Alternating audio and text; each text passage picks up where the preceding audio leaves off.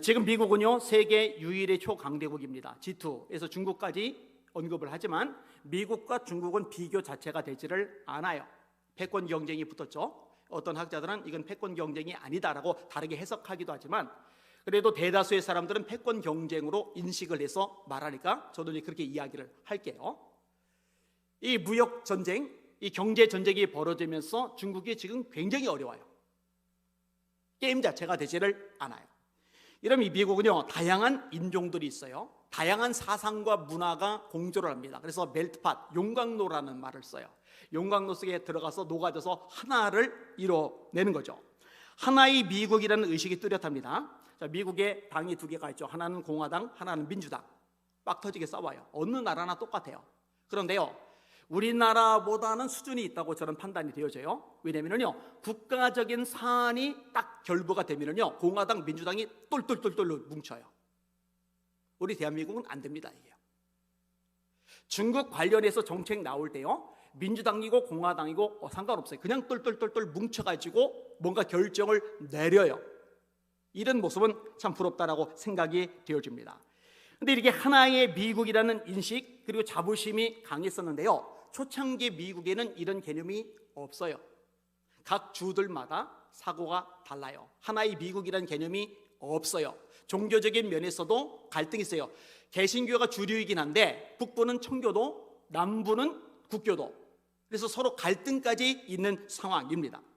근데 이 모든 어둠을 몰아낸 것이 뭐냐? 대각선 운동입니다. 제가 재미난 걸 발견했는데 네이버 백과사전에서 이 부분을 아주 자세하게 기술을 했는데 생각보다 객관적으로 기술을 잘 했더라고요. 종파의 벽을 허물고 신대륙의 정신을 통합하다 대각선 운동 이렇게 제목을 달았어요. 미국사 다이제스트 100. 오늘까지 미국 사회에 큰 영향을 미치고 있는 미국 사회의 가장 큰 사건 가운데 하나로 학자들은 18세기 초에 북미 모든 식민지를 휩쓴 대각선 운동을 꼽는 것을 주저하지 않는다. 대각선 운동이란 이른바 부흥순회 전도자들이 주도한 개신교 부흥운동인데 1720년 무렵부터 거의 30년 동안 계속되면서 루터의 종교개혁에 버금가는 엄청난 영향을 신대륙에 미쳤다. 이런 식으로 이렇게 정리를 잘 했더라고요. 두 사람의 인물을 주목할 필요가 있어요. 첫 번째는 조나단 에드워즈 목사님입니다. 이 조나단 에드워즈 목사님은요 1차 대각선운동 그 중심에서 귀하게 쓰임받았던 하나님의 사람입니다. 이분이 어린 시절에 결단했던 그 결심의 항목들 제가 몇 차례 읽어드렸던 적이 있어요. 참 대단합니다. 이 젊은이들이 이런 의지, 이런 결단, 이런 신앙적인 자세를 가지고 자라나면 진짜 귀하게 쓰임받을 겁니다. 자, 이분이요 순회 부흥 집회를 시작한 게 1734년입니다. 그러면은 재밌는 얘기, 쇼맨십 이런 걸 동원하네 아니요. 적나라하게 성경적인 메시지를 전해요. 인간의 원죄에 대해서 설교하는 거예요. 회개하라고 외치는 거예요. 하나님의 진노 아래 놓여있는 죄인들 같은 설교문 제가 직접 읽어봤는데 쌀벌합니다. 무시무시합니다. 회개하지 않으면 당신 발바닥 밑에서 지옥불이 타고 있는데 거기 떨어져 심판이 떨어져 영원토록 고통당할 거라고 얼마나 지옥 설교를 생생하게 하는지 몰라요. 하나님과의 교통에 대해서 얼마나 강력하게 설교했는지 몰라요. 이 집회에 참석한 사람들 속에 회개가 일어나요. 이런 회개가 일어나면 하나님이 역사하세요. 회개가 일어나면요 성령이 부어집니다. 그러니까 이게 불이 되는 거예요. 저녁에 번져가기 시작을 하는 거예요. 일단 노샘턴에서 이 부흥운동이 일어나는데 이 경험을 토대로 책을 하나 씁니다. 노샘턴의 수많은 영혼들을 회심시킨 하나님의 놀라운 일들이라는 책이에요. 이 책이 나오자마자 영국에 영향을 미쳐요. 독일에 영향을 미쳐요. 네덜란드에 영향을 미쳐요. 이 불길이 미국 전역에 퍼져나가요.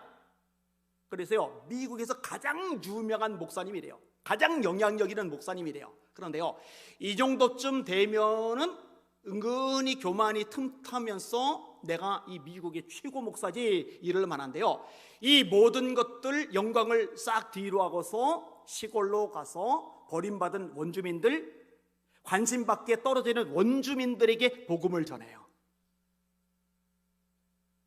그러니까 인간의 영광, 부귀, 명예 인기 이런 데 관심이 없는 거예요. 그러니 하나님이 쓰시는 거죠. 이거는 유명한 목사님들이 배우실 필요가 있어요.